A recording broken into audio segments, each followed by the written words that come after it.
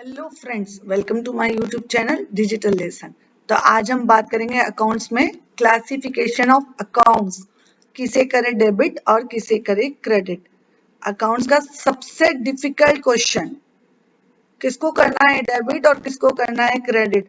Transaction तो समझ में आ गया, अमाउंट भी समझ में आ गई, नाम भी समझ में आ गए कि दो अकाउंट इन्वॉल्व है, पर ये कंफ्यूजन है डेबिट कौन होगा और क्रेडिट कौन होगा। तो चलिए आज इस प्रॉब्लम को सॉल्व करते हैं और बात करते हैं rules of debit and credit की।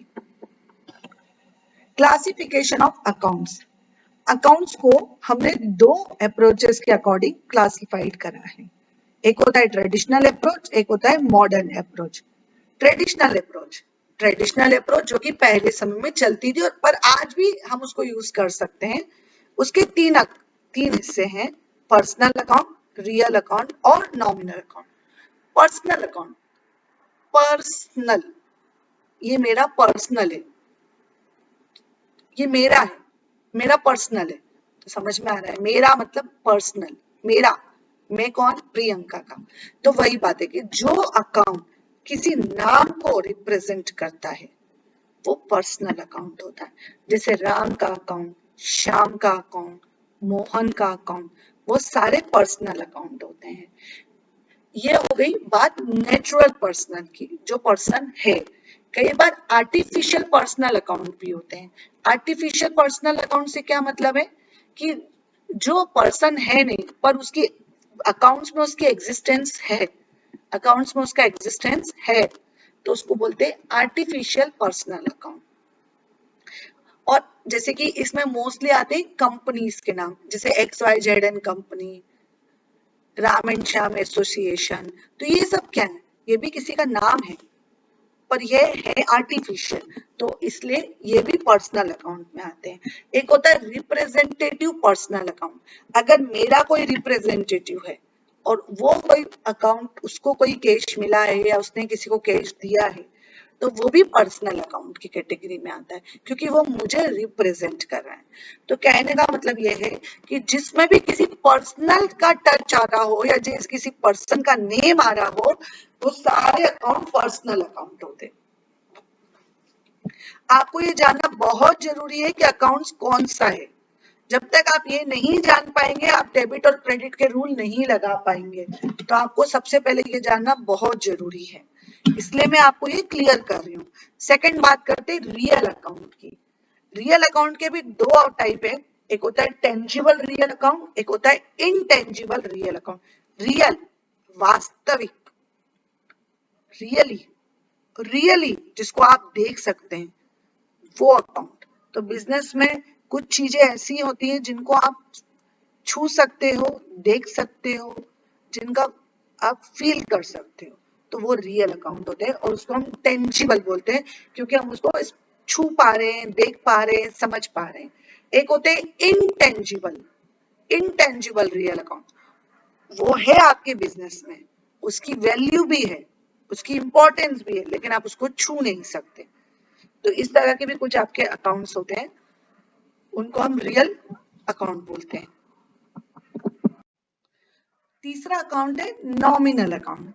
जो नॉमिनल होते हैं, मतलब और ये कहूं तो पर्सनल और रियल में जो आ गया उसके बाद जो सारा बचा वो सारा नॉमिनल है। वैसे भी नॉमिनल अकाउंट ईयरली होते हैं, ईयर के बाद ये अकाउंट खत्म हो जाते हैं। और समझ में कंफ्यूजन हो तो सबसे बढ़िया कि जो नाम को रिप्रेजेंट नहीं कर रहा, जिसका कोई फिजिकल एग्जिस्टेंस नहीं, जिसकी बहुत ज्यादा वैल्यू नहीं, उसके अलावा कोई अकाउंट बच रहा है तो वो नॉमिनल अकाउंट है। मोस्टली इसमें इनकम और एक्सपेंसेस के अकाउंट्स आते हैं। तो ये तो बात हुई ट्रेडिशनल अप्रोच की। ये और मॉडर्न अप्रोच के अकॉर्डिंग 5 बाइफर्गेशन है: income account, expenses account, assets account, capital account और लायबिलिटी अकाउंट। तो पहले हम जो डेबिट और क्रेडिट के रूल है वो ट्रेडिशन के हिसाब से समझते हैं, ट्रेडिशनल के हिसाब से, और फिर मॉडर्न अप्रोच के अकॉर्डिंग। ट्रेडिशनल अप्रोच के according personal account, real account और नॉमिनल अकाउंट, हर अकाउंट के दो रूल हैं, एक डेबिट का अलग, क्रेडिट का अलग। ऐसा क्यों? क्योंकि मैंने आपको बोला कि हम हमारे सारे अकाउंट्स डबल एंट्री सिस्टम्स के अकॉर्डिंग मेंटेन करते हैं, और according to double entry system हर ट्रांजेक्शन का डबल इम्पैक्ट आता है, और डबल इम्पैक्ट अपोजिट साइड्स में आता है, एक आता है असेट्स में, एक आता है लायबिलिटी में। तो और जिसको अगर हम और समझे तो एक आएगा डेबिट में और एक आएगा क्रेडिट में। तो कोई भी ट्रांजेक्शन हुआ है वो दो साइड्स को अफेक्ट करेगा। हो सकता है पर्सनल के डेबिट को अफेक्ट करे, रियल के क्रेडिट को करे, पर्सनल के क्रेडिट को करके नॉमिनल के डेबिट को करे, कुछ भी हो सकता है, लेकिन वो दो साइड्स को आपके अफेक्ट करेगा और दोनों अपोजिट होंगे, दोनों साइड्स जो होंगी वो अपोजिट होंगे। तो पहले हम बात करते हैं रूल की, पर्सनल अकाउंट की। Debit receiver, credit giver.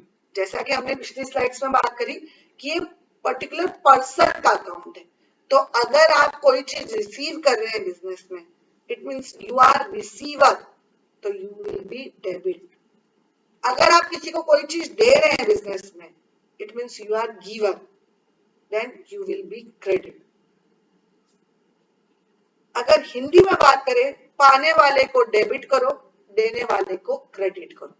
जो भी बिजनेस में पा रहा है उसको डेबिट कर दो, जो भी बिजनेस में दे रहा है उसको क्रेडिट करो। नाम, ये पर्टिकुलर पर्सन का अकाउंट है तो इसमें नाम आता है, ये चीज ध्यान रखिएगा, इसमें नाम आएगा। Second account real account, debit करो व्हाट कम्स इन, क्या बिजनेस में आ रहा है, व्हाट गोज आउट, क्या बिजनेस में जा रहा है। जो बिजनेस में आ रहा है उसको डेबिट करो, जो बिजनेस से जा रहा है उसको क्रेडिट करो। यहाँ पर मैं पर्सन की बात नहीं कर रही, यहाँ मैं बात कर रही हूँ क्या आ रहा है। अब क्या आएगा बिजनेस में, आने से आप क्या मतलब समझते हैं? आने से मतलब है कैश, स्टॉक, दो ही ऐसी चीज है, और असेट्स जो बिजनेस में ज्यादातर आती है। कैश आता है, स्टॉक आएगा और असेट्स आएंगे, फर्नीचर है, इन्वेस्टमेंट है, ये कुछ भी हो सकता है, ये सब आएगा।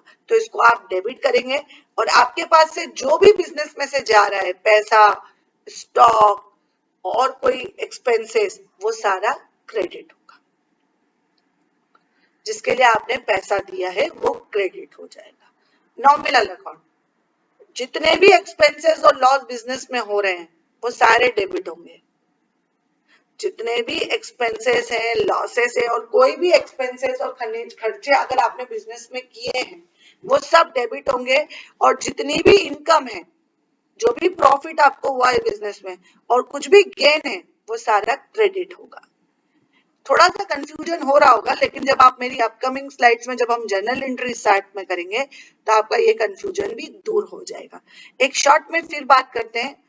जब पर्सन को मिल रहा है वो डेबिट, जो पर्सन दे रहा है वो क्रेडिट, जो भी चीज बिजनेस में आ रही है वो डेबिट, जो भी बिजनेस में से जा रही है वो क्रेडिट, जितने भी बिजनेस के एक्सपेंसेस और लॉसेस है डेबिट, जो भी इनकम गेन प्रॉफिट बिजनेस को हुई है वो क्रेडिट।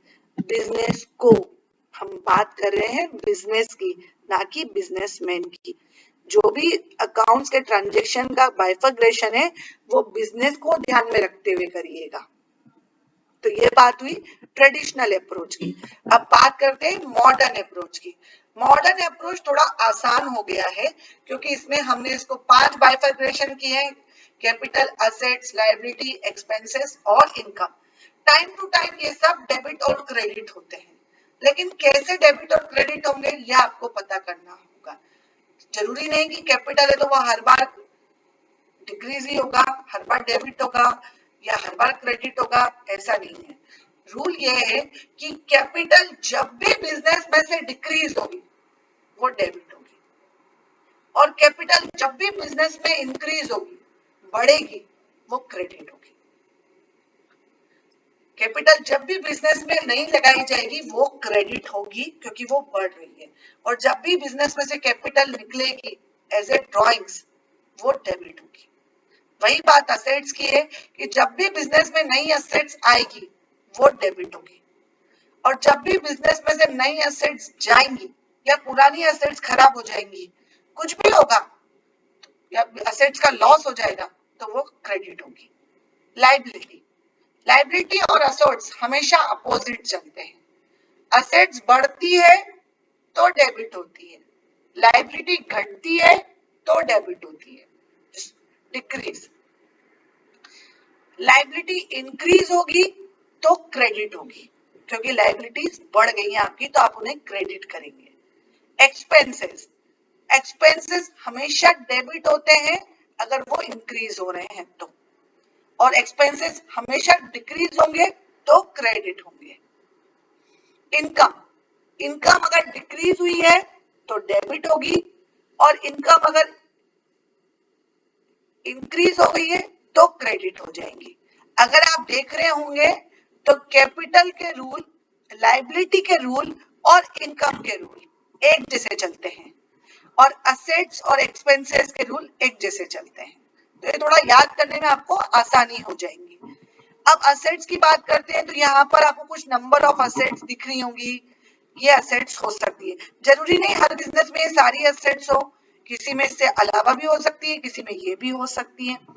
ये लायबिलिटीज के टाइप से, ये एक्सपेंसेस के टाइप से, और ये इनकम के टाइप से।